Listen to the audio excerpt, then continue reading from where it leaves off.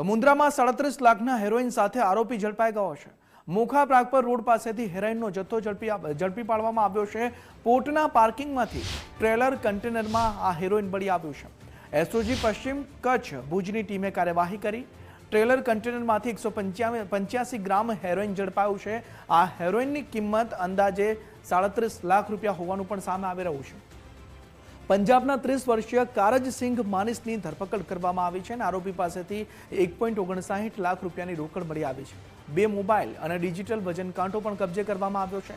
Heroine સહિત 1.5 કરોડથી વધુનો મુદ્દામાલ પણ જપ્ત કરીને કાર્યવાહી હાથ ધરવામાં આવી રહી છે।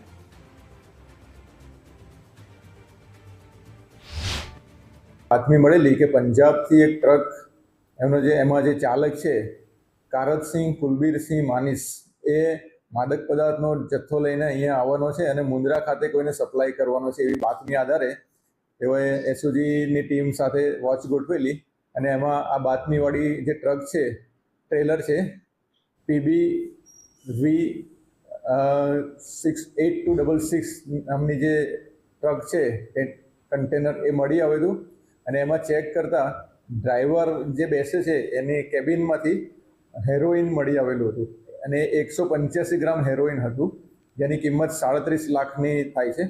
એ હેરોઇન અને સમગ્ર કન્ટેનર સાથે કુલ 1.58 કરોડ મુદ્દામાલ એસઓજી પોલીસ દ્વારા કબજે કરવામાં આવેલો છે।